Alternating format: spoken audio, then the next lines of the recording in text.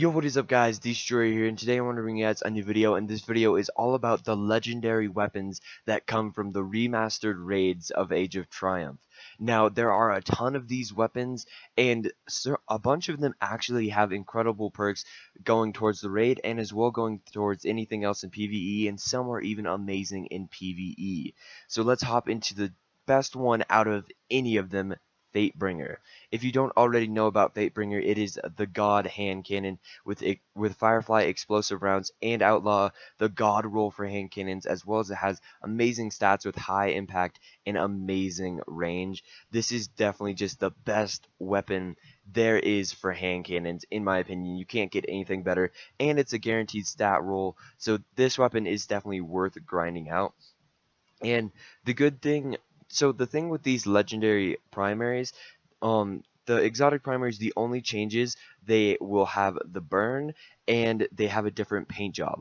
All of the stats and perks are the exact same, so it's the same gun without burn. So Fatebringer has an arc burn, which is good for like captains, or if there's an arc burn on like a nightfall. But in the raids and stuff, or any other situation, that arc burn isn't useful, as well as it's taking up an exotic slot where you could be using this in like a Galahorn, a sword, or something to do great amounts more damage, or just something more fun as an exotic like sniper, shotgun, whatever you want to use, and still use your Fatebringer with the insane rolls it has. So the legendary versions of these primaries, I actually feel are almost more worth it to get because you rarely use, and even in the situations you do, sometimes it's not worth it to use these primaries. So the legendary versions are the exact same weapon, just without the burn. And the one thing, they are a bit rare, because when you do a challenge mode, you are guaranteed one exotic adept primary.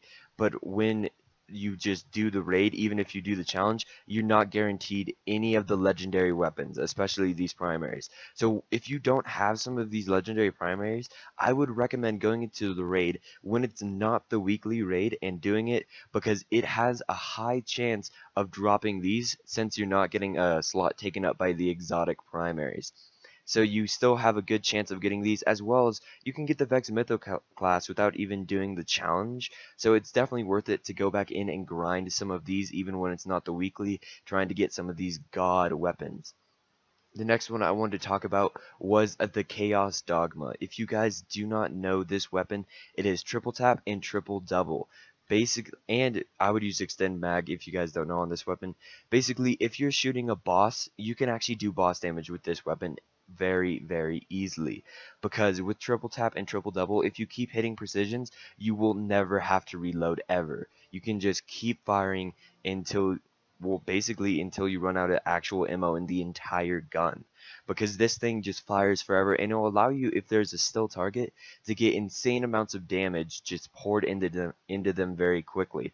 Now, the void version, which is what this comes in, is a very good weapon, especially if there's a void burn, because this can do insane boss damage. But as a legendary, this still does amazing damage in those things you don't need a burn for. So this is one I would recommend picking up. It will drop from Axis, and the Fatebringer will drop from Atheon. Now, I do not have the legendary version of the Steel Medulla, but it is also a very good pulse rifle for PvP. It is very fast firing, and it's a very fun one, and it's one of the better archetypes of pulse rifles compared to what's been nerfed recently. So if you want a PvP one, go for a legendary Steel Medulla. And the Doom of Chelchis is a really cool looking fun weapon if you want it in legendary, but it's not absolutely worth it, and the only thing that really makes this weapon good is the void burn, so I wouldn't really recommend the legendary from it. It's one of my favorite models of weapon. I don't know, I love how it was made. Now let's move on to secondaries, because those are the top ones. The one you really want to get is Fatebringer. I mean, it's absolutely amazing. It's not matched by anything. So try and get that legendary Fatebringer. It's the best weapon you can really find around. Now, for legendaries, there's not a horrible amount. My first one would be Praetus Revenge. This is the sniper from Vault of Glass. Now, this is a low impact sniper, so it's not going to be incredibly useful in PvP if you don't like that archetype, but it is a very fast firing, fun weapon with Firefly. I actually do like it in PvP because it has an ambush scope, and it's just a nice rolled sniper if you're not like looking to grind for a longbow or LDR. It's really fun, as well as this has Oracle Disruptor. So when you're in the Vault of Glass, this thing is incredibly useful to just nail down those oracles really, really quickly, and it still does good boss damage because of how fast it fires. So this is a really good legendary sniper. Then another one from Vault of Glass would be Found Verdict. If you guys don't already know about this weapon, it is full auto and a very good fire rate, or decent fire rate. You also have final round and send it, so it maxes out that range, and the final round does a ton of damage. These two perks are like essential on a shotgun, and then you already have full auto, so this thing melts so hard. It has arc burn already, so if there's captains and you can't deal with them in like a nightfall, whip this thing out and they're gone. It is a beautiful and very powerful weapon. Definitely one you should be grinding out from the Vault of Glass. There's a ton from the Vault you should grind. And then this one's kinda just personal opinion, but I really like the Defiance of Yasmin. It is a very pretty sniper rifle, as well as the most unique one. The perks aren't amazing on it, but it's a really good one if you need an arc sniper, as well as it's just kind of fun to mess around with.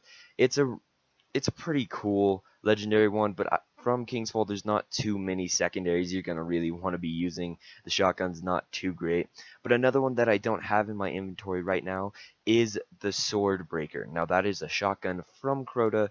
It is void and is amazing for taking care of Minotaurs in anything. If you're doing Vault and you're struggling with Minotaurs, I mean, you could try the Praetus, but definitely try and get your Sword Breaker. That thing is amazing for Minotaurs. Now, let's move on to heavies, and the next one will be the Hezen Vengeance.